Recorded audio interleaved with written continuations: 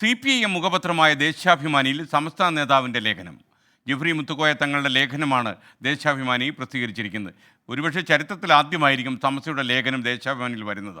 സമസ്ത league തർക്കം നിലനിൽക്കുമ്പോൾ ഇതിന് രാഷ്ട്രീയ പ്രാധാന്യം ഉണ്ടെന്നാണ് ഞങ്ങളുടെ പ്രതിനിധി കോഴിക്കോട് നിന്ന് റിപ്പോർട്ട് ചെയ്യുന്നത്.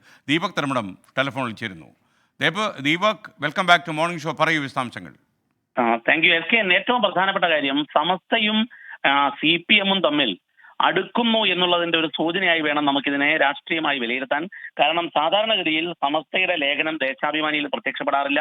കൂടുതലായും ചന്ദ്രികയിലും അതുപോലെ തന്നെ സമസ്തയുടെ മുഖപത്രം സുപ്രഭാതത്തിലുമാണ് ഉണ്ടാവാറുള്ളത്. എന്നാൽ ജെഫ്രി മുത്തുക്കോയ തങ്ങൾ തന്നെ ദേശാഭിമാനിയുടെ എഡിറ്റോറിയൽ പേജിൽ ഏറ്റവും പ്രധാനപ്പെട്ട റമദാൻ വ്രതം ആരംഭിക്കുന്നതിന്റെ ലേഖനം, ആ ലേഖനത്തിലാണെങ്കിൽ പാലസ്തീൻ വിഷയം ഉൾപ്പെടെ പറയുന്നു.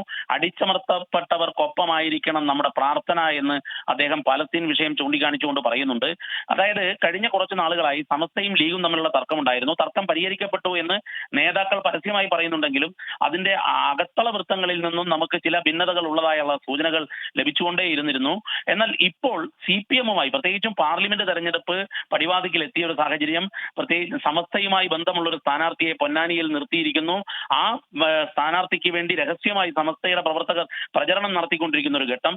ഇത്തരമൊരു ഘട്ടത്തിൽ സമസ്തയുടെ പ്രധാന നേതാവായ ജെഫ്രി മുത്തുക്കോയ തങ്ങളുടെ ഒരു ലേഖനം ദേശാഭിമാനിയിൽ വരുന്നതിന് രാഷ്ട്രീയ പ്രാധാന്യം ഉണ്ടെന്ന് തന്നെ നമുക്ക് വ്യാഖ്യാനിക്കാൻ കഴിയും. Okay, thank you. ദീപക് തർമ്മടമാണ് നമുക്ക് ഒപ്പം ചേർന്ന്.